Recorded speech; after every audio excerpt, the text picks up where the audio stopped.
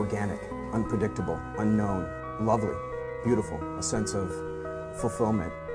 This is part of the pleasures of life and not the chores of life.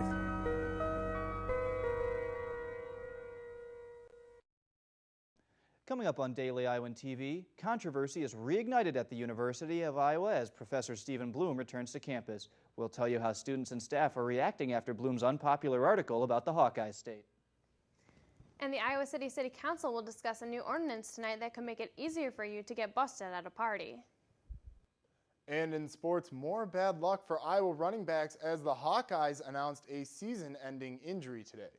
That's all coming your way next. Daily Iowan TV starts now.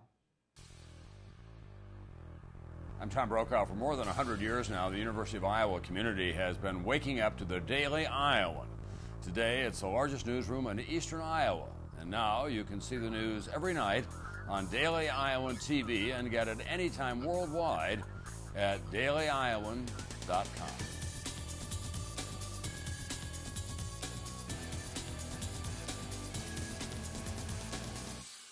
Thanks for tuning in to your daily edition of Daily Iowan TV. I'm Ian Martin. And I'm Christina Targos. College house parties will be a hot topic at tonight's Iowa City City Council meeting. The City Council will discuss an ordinance that will allow police to cite all illegal residents of a house if a party becomes too loud, even if no one answers the door. The law is currently written to enforce police to wait for the door to be opened so they can enter a residence. A citation under the new law would be considered a civil offense, resulting in a $750 fine. And it's finally getting easier to make sure you're getting your best deal on your textbooks. The University of Iowa Bookstore announced a new database of textbook retailers on their website this week. This system allows students to see a range of prices for books and ebooks from several different stores. The database increased the bookstore's website traffic by 25% on its first day of operation. Bookstore officials say they decided to create the program after seeing it work successfully for other universities. Despite offending many Iowans and several top university officials last winter, one controversial professor is back on the University of Iowa campus. Daily Iowan TV's Brad Maxwell tells us how students and faculty are responding to Professor Stephen Bloom's return to Iowa City. Schizophrenic, economically depressed, culturally challenged. These are just a few of the terms Professor Stephen Bloom used to describe Iowans in his December 2011 article titled Observations from 20 Years of Iowa Life. Now, 9 months after the article was published in Atlantic, Stephen Bloom is once again returning to the University of Iowa. When asked to comment on his return, Bloom failed to respond. However, Dr. David Perlmutter, the director of the School of Journalism and Mass Communications at the University of Iowa, spoke on the repercussions of Bloom's article. There was a vigorous debate after the article, and you saw faculty, students, alumni disagreeing about the article that he wrote. And I think that shows the sort of vigorous free speech that goes on at a school of journalism and communication. Although Perlmutter understands the article created a great deal of local controversy, he remains confident that the experienced University of Iowa staff will remain committed to their primary responsibilities. There's no workplace on the planet where everybody loves each other, but they get along to do the job, and we have a job to do, which is our teaching, our research, and our service, and I have complete confidence that everybody in the building feels that way and will just be doing their job. Although many UI students were upset by the article, the controversy appears to be having little effect in Bloom's classroom. According to ISIS, of the 2 classes taught by Bloom, 55 of the available 61 slots are filled, leading both students and professors to believe a strong lesson can be taken away from Bloom's journalistic practices. So that if you say something controversial, you should be given the freedom to say it, but you'll often find if people strongly disagree with you, they have the freedom to utter their disagreements as well.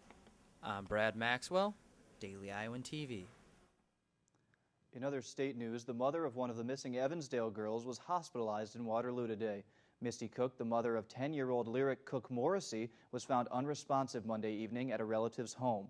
Family members told officials Cook had received medication after a visit to the hospital earlier in the day Monday and later drank alcohol. Police found Morrissey sleeping and were not able to wake her. Lyric Cook Morrissey and her 9-year-old cousin Elizabeth Collins have been missing for more than a month. Still to come on Daily Iowan TV, we'll tell you how university officials are helping students make ends meet during hard economic times. And in sports, Annie Constable catches up with women's golf coach Megan Menzel as the team prepares for the 2012 fall season. That's coming up in just a bit, but now it's time to check in with Daily Iowan TV's Ryan Jones for your local weather forecast. Ryan? Thanks, Christina. Now get ready for a couple of great days of summer weather. Tomorrow morning it's going to start out a bit chilly with 56 degrees and sunny. But don't bring a coat, you're not going to need it. It's going to warm up to be 85 degrees in the afternoon with partly sunny skies. Then in the evening it's going to cool off just a bit to around 72 degrees. Now looking into your extended forecast, Thursday is very similar with a high of 91 degrees.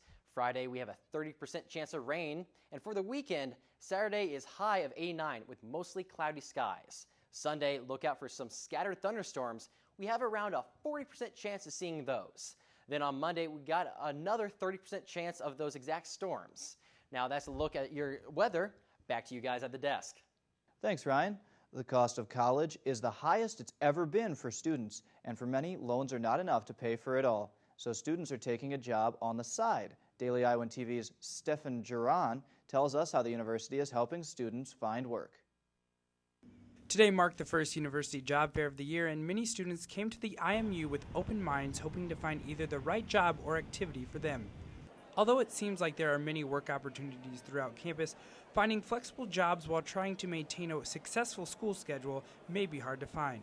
The job fair is one way that the university reaches out to students about job opportunities on campus. Student job fair is very well attended and really always has been, because it's a nice opportunity for students to meet face-to-face with employers and to meet some of our larger employing units. The number of students that have jobs on campus during the academic school year has gone up in recent years. Things like tuition increase have forced more full-time students to enter the workforce in order to keep up on their finances. Because of the growing number of working students on campus, the university continues to create and advertise multiple job openings around campus and through events like these. Even though the importance of work continues to grow, the job fair helped students realize that student employment can be a flexible addition to their study habits. And so I do not at all think that student employment can jeopardize a student's academics, but it's very essential that the student realize how important balance is.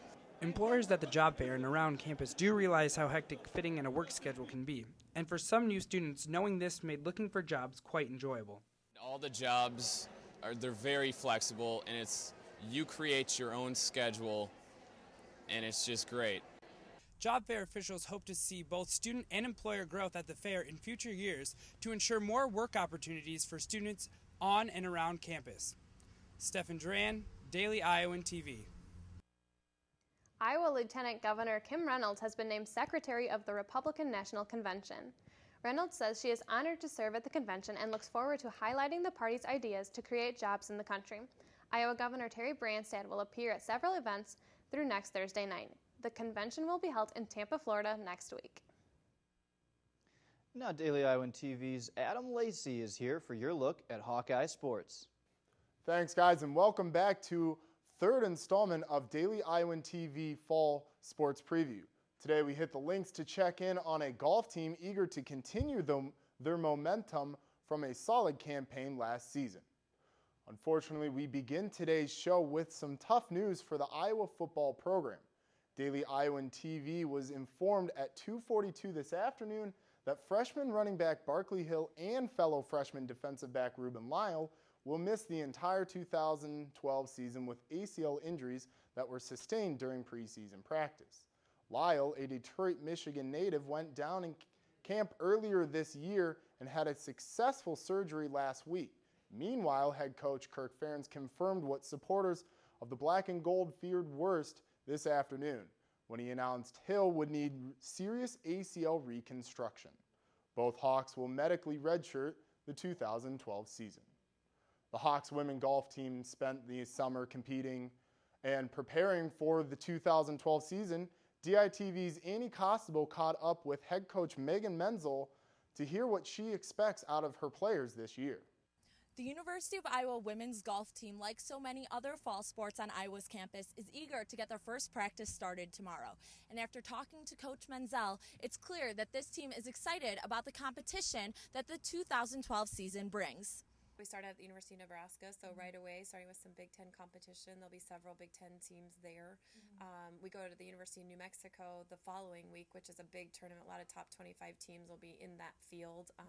So that's always a good one, just to kind of really see how we're doing and how we kind of stack up against the best teams in the country.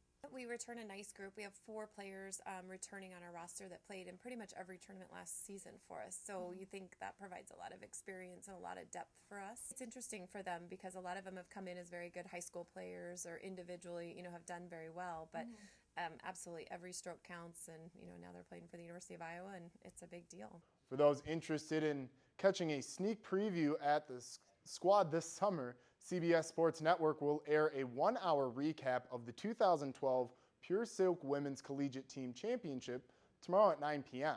Senior Christy Cardwell and sophomore Shelby Phillips brought a third-place finish to Iowa City for the black and gold. Some good news for a women's field hockey team looking to build on their 18th NCAA tournament appearance.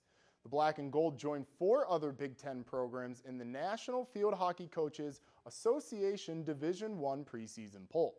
The Hawks were slotted at number 12 for the upcoming season, ahead of conference foes Ohio State and Northwestern, but just behind Penn State and Michigan, who came in at number 9 and 10 respectively. The Hawks racked up 347 points in this year's rankings and open play on August 25th and 26th with a couple of doozies against number 13 Wake Forest and number 2 North Carolina at the Big Ten ACC Challenge. And before we throw it back to the desk, ESPN.com's Big Ten blogger Adam Rittenberg released his preseason rankings. And if you're a black and gold supporter, you might want to cover your ears. According to Rittenberg and co-blogger Brian Bennett, the Hawks, quote, came in surprisingly low, but consistently scored in the bottom half of the league in many rankings, end quote. Captain Kirk's squad found itself landing in the bottom third of the Big Ten, ahead of only Illinois, Northwestern, Minnesota, and Indiana. Western neighbor Nebraska topped that preseason list. That's all for us here in sports. Back to you guys at the desk. Thanks, Adam. Now let's take a look at what is happening around the world. Today, Diana Nayad gave up her attempt to swim from Cuba to Florida. This is the 63-year-old's 4th attempt to cross the Florida Strait. Representatives said she had to be pulled out because she was stung by jellyfish in the night and a thunderstorm threw her off course. And a congressman from Missouri refuses to step down after comments he made about legitimate rape. Representative Todd Akin was asked if he would support abortions for women who had been raped. Akin responded that he thinks it's unlikely for a woman who is raped to get pregnant. He is currently running for the Missouri Senate seat. Both parties are calling on Akin to resign his seat and the race for the Senate. The deadline to give up his candidacy is on Wednesday evening. And in the Middle East, Israel claims that Egypt is violating a peace treaty by deploying tanks in a demilitarized zone. The 1979 peace treaty only allows for lightly armed police in the Sinai Desert, the desert next to the Israeli border. The peace treaty has been a cornerstone for stability for 3 decades, between Egypt and Israel. Israel sent their objections to the Egyptians directly and through American mediators. And only with Daily Iowan TV can you get a sneak peek into Wednesday's pages of the Daily Iowan. Read about the first ever meeting of the College of Medicine student government and what they have planned for the university. Plus, get to know your Iowa Hawkeye football linebackers. We'll have full profiles of all the linebackers playing this year. That's your latest edition of Daily Iowan TV. Be sure to check us out at the same time tomorrow or anytime online at dailyiowan.com. Thanks for watching and have a great night.